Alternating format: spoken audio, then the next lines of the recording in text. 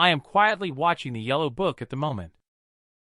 In the next second, I was surrounded by a group of mountain bandits.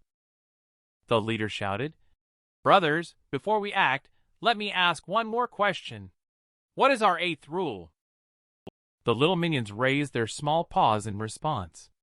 "Avenging our brother is all it takes to inherit everything from him. Whoever kills this Taoist will be the next boss." As they spoke, they charged straight towards me.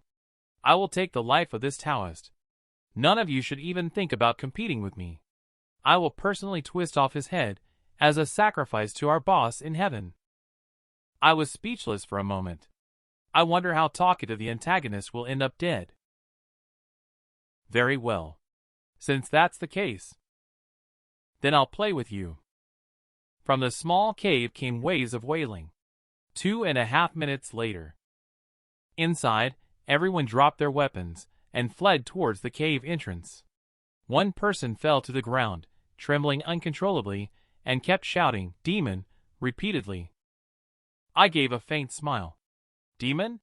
Are you talking about me?"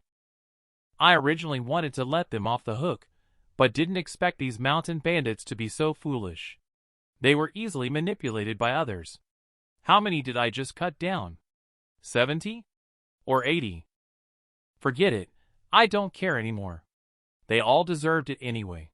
The remaining ones won't be able to cause any trouble. At this moment, I saw a small donkey running wildly with a piece of green vegetable in its mouth.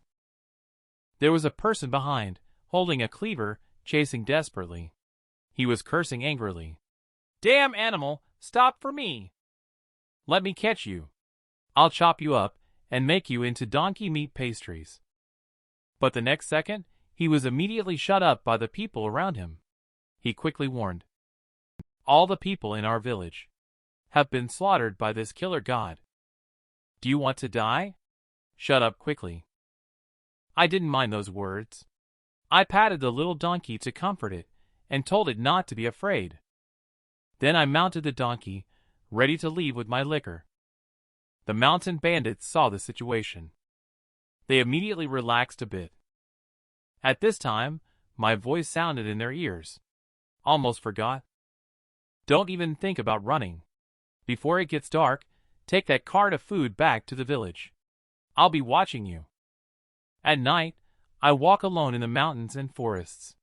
It happens to be a full moon tonight. I then took out the moon plate and chanted a spell, waiting to receive the moon wine. Even though I know this wine is extraordinary, I can't help but feel amazed. It's really miraculous. It seems like the pain in my body has lessened a lot. At this moment, I suddenly paused. What is this thing in front of me? A little fairy with wings.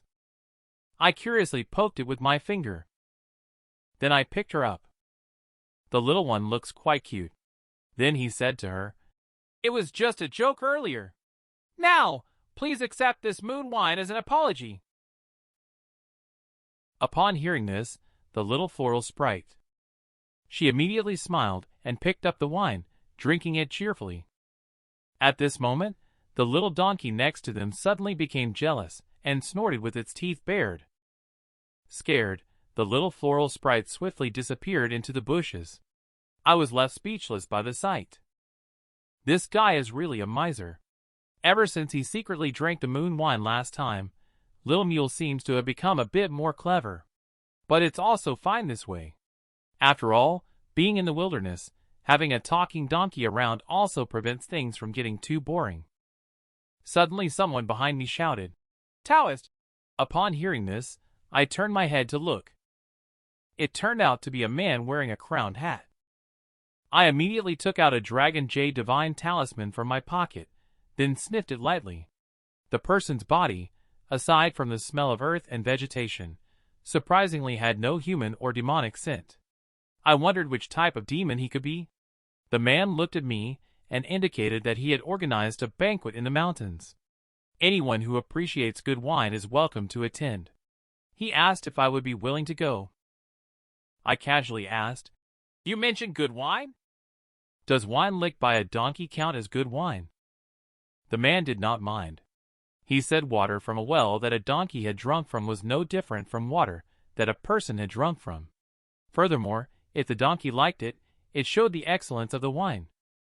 I stared at him for a while. Finally, I pursed my lips and did not refuse. Since that's the case, please lead the way ahead, sir. Afterward, led by the man, we walked toward the depths of the woods. I did notice several little floral sprites hiding in the trees along the way. Then I introduced myself and asked tentatively, "May I ask how should I address you, sir?" The man replied calmly, "Just call me Hudson." I couldn't help but wonder in my heart, who exactly is this Hudson? Just as I was lost in thought, a large vat appeared in front of me. Hudson said, "This is a stone vat used for holding wine." He then pulled out the gourd in his hand, poured the wine into the stone vat. I didn't expect that the wine in his pot is also exceptionally good, without any hint of impurity. Suddenly, the deafening roar from a distance came. I even felt a sensation of being shaken by it. I looked towards the sound. A giant carrying a wine jug on his shoulder. A horse dragging a wine barrel on its back. A wolf and a deer with wine jugs in their mouths. These small animals. No, these demons. They all poured the wine they brought into the stone vat. And they are all top-quality good wine. At this time, Hudson reminded, "Taoist, it's your turn." I took out the moon plate and poured the wine inside into it. This wine is truly magical everywhere. Even the Chi-Chi wine vessel, which is a magical artifact, can actually condense wine according to its quality. What are you staring at? Hurry up and ask the audience to like, favorite, and subscribe. You're welcome. Yesterday was a trip to the mountains and rivers. Today is a flower and wine banquet. The host raises his glass. Everyone raises their glasses. I can't help but be amazed. Such a magical effect can be considered as the elixir of immortality. It tastes mellow on the palate. No wonder even natural enemies, like snakes and mice, can enjoy a drink together for such fine wine. I sneakily glanced sideways. As a Taoist who joined the cult halfway through, I should also be able to chat with them in the past. I sat down next to the rabbit and asked, "Brothers, have any of you seen a 10-foot-long spider? The kind that turns into a demon?" The rabbit blinked its small red eyes and asked, "Why are you looking for it?" I am a Taoist, of course. I have to eliminate it. Before I could finish my sentence, I suddenly felt something was wrong. Do you want to exorcise demons? Suddenly, the surroundings fell silent. The animals all scattered far away. Isn't it about having a drink and a chat? It wouldn't be good if a fight broke out here. At this moment, Mienzi spoke up and said, "Don't be nervous. I heard that a giant spider came by a few days ago. It was really ferocious, almost eating up all the nearby little demons. Several friends over here have fled here. If you really kill it, we'll all have to thank you." Upon hearing this, the animals all chimed in agreement. "Yes, that disgusting creature deserved to die. I can only express helplessness from the sidelines. Well, it seems that humans and demons are united in indignation." But after the banquet ended, I found myself in a dilemma. In this deep mountain forest, I have no idea how to find my way out. At this moment, Hudson noticed my predicament and pointed to the left, indicating that by taking the mountain path there, I could descend the mountain. Just follow the official road north all the way. But when I looked in the direction he pointed, all I saw was dense mountain woods. Where could a road possibly be? Hudson, however, calmly reached into his pocket and said, "Since I invited you here, I will naturally see you safely off." Then he handed me a wooden tablet. I reached out and took the wooden tablet, about to continue asking about the function of the wooden tablet. Hudson directly transformed into a wisp of smoke and disappeared. Suddenly, a mountain path appeared in front of me. I pondered as I hurried along the road. I seem to have heard that there is a spiritual mountain nearby. Could this Hudson be the mountain god? Afterwards, I followed the path pointed out by Hudson. The road was sparsely populated, with dilapidated villages along the way. Finally, I passed by a village and thought about buying some food and water. I didn't expect to encounter someone faking death. I intended to chop off his head with one sword. But I couldn't resist the plea from his mother, so I could only help to transcend him. The man probably fell to his death while collecting herbs. His body is already black and rotting. Even though he was tightly bound to the cart with a hemp rope, he still struggled incessantly. At this moment, I held a willow branch lightly dipped in talismanic water in my hand while reciting the spell. Immediately, I used the willow branch dipped in talismanic water to sprinkle on the deceased's body. Finally, I reached out and gently touched his eyes. The heavily scarred body finally found peace. The people nearby all let out a sigh of relief. One woman, however, started wailing and crying loudly. Not long after, an old woman walked over to me. She handed a pottery bowl to me, expressing her thanks to the Taoist for helping her transcend. I glanced at the copper coins in the old woman's bowl. Some were stained with black soil, some were sticky with fine bran, some had worn-out inscriptions, and some had a greenish rust forming. This money. It's probably collected from each household by digging deep into their savings. In the past, I used to laugh at elder Taoists for being soft-hearted and unable to earn money. Now that it's fallen on me, how can I bring myself to ruthlessly take away the only savings of these unfortunate people? But since I have done something for them, I should receive compensation. Then I slowly said, "There's no need for so much money. Please just gather some scraps of cloth to help me patch up my clothes." I put on the repaired Taoist robe. Looking at the patched areas, the stitches are fine and meticulous, showing great care. Although the patching fabric is coarse hemp, the quality is not too bad. The color does seem a bit familiar. I found that the old woman's garment is missing a piece from the hem. Although I sighed in my heart, I didn't say much. After bowing and thanking her, I bid farewell and left. After leaving the village, the old man caught up with me again. He said there was something he forgot to tell me. A few days ago, some bandits came to the village and asked. As she spoke, she glanced at my hair. She continued, asking if I had seen a young Taoist with short hair. I pointed at myself and grinned awkwardly. The old woman, still concerned, reminded again. The young Taoist has neat hair and travels alone. If you happen to encounter them, you must be extra careful. I nodded slightly with a hint of awkwardness, indicating that I have taken note. You've been concerned, but I'm thinking to myself, it seems that Mountain Spider has some other siblings. I haven't dealt with it cleanly. What are you staring at? Like, favorite, and subscribe. You're welcome. People cannot reach the moon. The moon, however, always travels with people.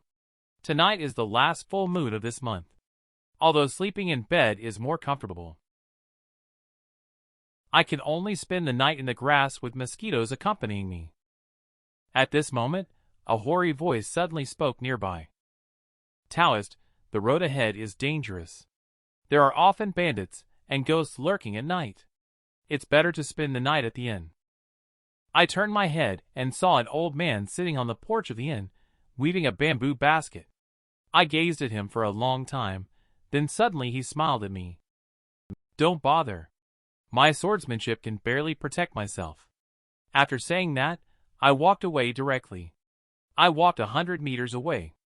The smile on my face gradually faded. That old man just now was a bit suspicious. Let's analyze it rationally. If he is a craftsman weaving bamboo baskets, his hands should not have the scars left by bamboo strips. If he is a farmer, his back is too straight. Although he drew his sword when he saw injustice on the road and appeared bold and unrestrained, every time the sword is drawn, a new enemy is made. Is this old man one of the remaining faction members of the mountain bandits sent to assassinate me? Speaking of which, it's not uncommon for assassins to come after me for revenge. However, I didn't expect that at this age. he would still be in this line of work. It's really not easy. Suddenly, there was a sharp whistle behind me. I calmly gripped it. An arrow appeared in my hand. I gently used force to snap the arrow in two. Glancing back, I lightly said, "If this is your only level of skill, I suggest you go back early. There's no need to waste time." Not long after I left, suddenly a burst of thunderous wind erupted behind me, the sound of branches breaking and falling. I looked back in horror. I only saw two streaks of lightning rushing towards me. Along the way, piercing through tree trunks and cutting off branches. In an instant, they approached from far to near, arriving in front of me. I quickly drew my sword to face them. Two flashes of lightning suddenly dispersed. They swirled around me in the woods, shooting out. The flashes of light flickered as if a violent storm was approaching. All I could hear was the roaring wind and the rustling of falling leaves. At this moment, I finally saw clearly. Those two flashes of lightning turned out to be two small swords, each only about 2 fingers wide and half a meter long. The sword blades were thin and light, swirling and moving in the air. Could this be the legendary flying swords? Suddenly, the little donkey lifted its head and started to bray. Between the intertwined flashes of light, I saw the flying swords once again coming towards me. I quickly reached out my hand and shouted loudly, "Wait!" At this point, those two small swords circled around me and slowly flew in one direction. The Taoist was acting recklessly with some swordsmanship. But can he recognize my flying sword technique? Upon hearing this, I turned around to look. I saw an old man standing with his hands behind his back, wearing a cold smile on his face. The problem is, I felt a little confused. Acting recklessly. This doesn't make any sense. Are you mistaking me for someone else? I've never acted recklessly relying on swordsmanship. Mistaking someone? The old man asked back. Taoist, could it be that you've forgotten about the lost souls under the sword at Serpent Head Mountain? I was speechless at his words. Have I really killed so many people? Immediately I solemnly replied, "Why show pity for the mountain bandits on Serpent Head Mountain, but not for the innocent people who were abused and killed by them? Moreover, the mountain bandit leader also keeps a spirit demon." Unexpectedly, the old man immediately roared, "Bastard! Serpent Head Mountain may be despicable, but they are still henchmen of my boss. Right or wrong, my boss will make the judgment. How dare you, a mere Taoist, intervene?" I see. Hearing this, I finally understand the identity of the old man. So you work for the bandits. The old man remained unchanged in expression upon hearing this. With a furrowed brow he said, "My boss. Neither the black side nor the white side allow him to have any control. How can we simply refer to him as a bandit? It's embarrassing just to hear it." I smiled faintly. He is just a bandit no matter how you put it. The old man was trembling with anger. Suddenly furious, he scolded, "You, little Taoist, are talking nonsense. I originally admired your rare skills. As long as you repent and join my sect, the past offenses will be forgiven. But you seem to enjoy showing off your eloquence. I will have to slap you hundreds of times first, and then make you kowtow thousands of times in front of my brothers' graves before you can join." After listening to the old man's words, I helplessly patted the little donkey's buttocks to indicate that when I called out earlier, it was not to hurry you up, but to avoid hurting my donkey. Later, I lightly gestured with my finger and said, "As for you and me, our thoughts don't seem to align. Let me experience your sword skills." The old man's face suddenly changed, and he said coldly, "Ignorant fool." Two small swords soared into the air and circled around the old man before shooting towards me. I quickly waved my sword, the iron sword in my hand feeling like an extension of myself. I was able to counter the attacks by thrusting the sword from seemingly impossible angles. But one of the advantages of flying swords is that there is no one behind the sword. I can only take hits and not retaliate. Unfortunately, I had to pretend that my strength was dwindling and gradually retreated in the direction of the old man. I didn't expect this old man to live up to his reputation as a seasoned old thief. He immediately saw through my intention. Can he still show some sword immortal style? He ran really fast. No, I remember Elder Taoist once said that sword immortal can be considered a true terrestrial immortal. It's basic for him to take someone's head from 1,000 miles away. But his flying sword is just two swords that can fly, after all. With a slight movement, I made up my mind. Swiftly moving around, I took out a talisman paper from my body. Then I swung fiercely. The old man, seeing this, hurriedly took action. He pursed his lips and blew a whistle loudly. The sword light intertwined several times, and the paper talisman was shredded into pieces. The old man laughed heartily, feeling smug. No matter how powerful your spells are, it's useless if you can't use them. A subtle smile crept up on my lips. Hook, line, and sinker, fool. I picked up the Dragon Jade Divine Talisman between my fingers and said lightly, "Just a feint earlier." The old man had no idea what effect the talisman I activated would have. He could only grit his teeth. His expression became extremely complex. 7 parts were embarrassment, 2 parts were anger, and the remaining 1 part was a faint sense of fear. I didn't pay attention to the old man staring intently at those 2 flying swords. I saw 2 spirit demons floating above the sword handles. So, I thought it was a powerful flying sword. Upon hearing this, the old man immediately became angry. "You brat, I value talents, but you are ungrateful and trying to take advantage. Don't blame Sword Immortal for being ruthless." After speaking, he pointed a finger. The attacks of the 2 small swords became even more swift. One attacked from the left and one from the right. The one on the right was elusive and unpredictable, waiting for an opportunity to strike. The one on the left was fierce, like a thunderous blow. I, however, remained calm and composed. I exerted all my strength and slashed down with my sword, creating a yellow halo of light with the blade. The small sword made a crisp cracking sound as it broke into pieces, falling to the ground one after another like a fish out of water. It struggled and flopped a few times before going still. I looked at the old man and said lightly, "A third-rate sorcerer dares to call himself a sword immortal." The old man was dumbfounded on the spot. His shocked face was filled with disbelief and fear. In the end, he let out a long sigh, closed his eyes, and said, "I underestimated the Taoist. Please go ahead and do it cleanly." I slowly retracted the long sword. I turned around and said lightly, "The world is treacherous. At your age, it's better to retire to the countryside and enjoy your senior years." From start to finish, the old man's face remained gloomy. He didn't move at all. Watching my departing figure, he remained silent for a long time. Audience, please like, favorite, and subscribe. Thank you very much. The dawn slowly unfolds its curtain. It is another colorful morning. I sat in the pavilion flipping through the map. Unfortunately, there are no labels, and I can't understand it. At this time, a voice came from behind. I turned to look. I found that it was an old monk with white eyebrows and beard, looking kind and benevolent, showing the demeanor of a great monk. However, I didn't know why he was here alone.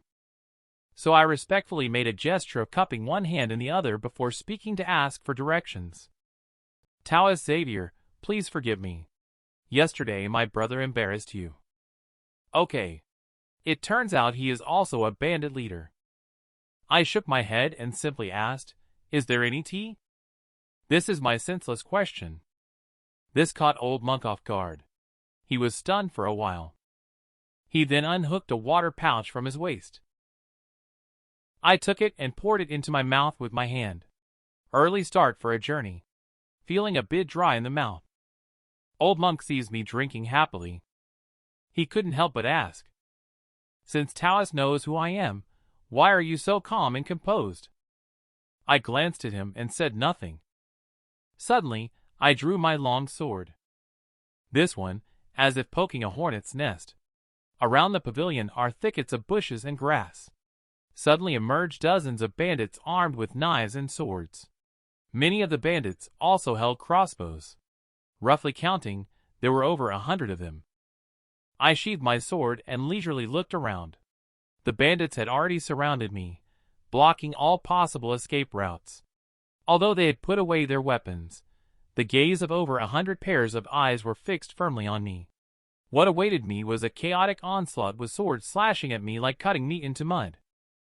At this moment, the tense bandits couldn't help but look at each other in bewilderment. It's truly a dilemma of whether to step forward or retreat. I think so too. Look at the demeanor of old Monk. And listening to his words, this person should be the leader of the gang. After realizing my strength, how could such a bandit leader not prepare? Taoist is indeed well deserved of his reputation. Old Monk smiled and nodded in admiration, then waved his hand to signal the bandits to stand down. He said, "I have underestimated you, Taoist. To be honest, our original intention was to ambush you here." I remained unmoved, pursed my lips, and asked, "Why did you change your mind again?" My brother was being too arrogant. Luckily, the Taoist showed mercy with his sword. How can we repay such kindness with enmity? With a chuckle, I glanced at the bandits who had surrendered. The implication was clear. Old Monk chuckled. As for these youngsters, they are just concerned about my safety. After all, who among us would dare to appear alone in front of the Taoist? To be able to speak so openly like this is also a kind of skill. I asked casually, "Are you suggesting?" Old Monk clasped his hands together and made a slight bow. "I just came to invite the Taoist to join me. Reason it out. If I were to act now, how many enemies could I take down before being killed? Let's see what this old bandit is up to first." Old Monk led me into a side hall. The Bodhisattva statue in the side hall was removed completely clean. Instead, a Guangong statue was placed on the Buddha's throne. There was a plaque placed on the statue's head with the words, "Upholding justice on behalf of the heavens." Upholding justice to commit theft would be more appropriate, right? I can't help but mutter under my breath. As soon as I sat down, Old Monk chuckled and said he wanted his men to meet Taoist. In the future, if they accidentally offended Taoist, they could ask for Taoist's forgiveness based on today's friendship. Show mercy in battle. I shook my head at his words. You must be joking. I relied on the advantageous terrain of Serpent Head Mountain. But if I were to move to an open area, a dozen archers could turn me into a sieve. Offering such courtesy to others must come with a request. If you have something to say, please speak directly. The Taoist was modest. The old monk fell into contemplation for a moment. Then he changed the subject. I do have a request indeed. He then clapped his hands and called out, Ezra, come and meet the Taoist. A teenage boy of 16 or 17 walked in as he spoke. This is my only son, Ezra. The bandit's son. I couldn't help but look him over. The young man was wearing a green long robe. His eyebrows were drooping, although his face was rough and yellowish. But his posture was graceful. No matter who sees him for the first time, people would all think that he is a good student. Old monk sent Ezra away. How is my son Ezra doing? He doesn't seem to be your son. I couldn't help but think silently in my heart. I said lightly with my mouth, He looks very well. He doesn't seem to be tainted by evil spirits. He suddenly laughed heartily, revealing a bit of the ruggedness of a bandit in his demeanor. Taoist joked, With me here, no demon would dare to cause trouble. I glanced at old monk. He was right. Generally, powerful generals on the battlefield emit a strong aura, deterring ordinary demons from approaching. Although I cannot see people's auras or demonic energy, this big boss must have a formidable presence. At this moment, old monk suddenly sighed. I won't hide it from you, Taoist. I also have another name. I exclaimed in surprise. Great good man. He is known as the richest man. When the southern region suffered from floods, he donated money. He donated money when there was a military mutiny in the court. He also donated money when the Turks invaded the border. He is known for building bridges, paving roads, and helping the poor and needy countless times. I did not expect that the great philanthropist is actually a notorious bandit. All the money he donated was stolen. He chanted, Amitabha, before continuing. Doing this job for a long time is not a long-term solution after all. Now that I am old too, I deeply feel my own heavy sins. I am thinking about quitting and turning over a new leaf. I will repent and do good deeds more often in my daily life. I lower my eyes, pretending as if he is talking nonsense. But Ezra refuses to retreat with me. He is determined to become a great thief. No matter how I advise him, he won't listen. However, his skills are catching up to mine quickly. The older generation does not accept him, and the younger generation cannot compete with him. In order to avoid him causing major trouble in the future and implicating his family, please have a Taoist help me remove this karmic obstacle. Later, the old monk led me into the Mahavira Hall. The hall is spacious, with wooden pillars everywhere. At the end of the main hall stands a bronze statue, supporting the roof beams.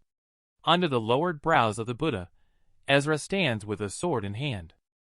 At this moment, Ezra has taken off his blue robe and is now dressed in a black suit.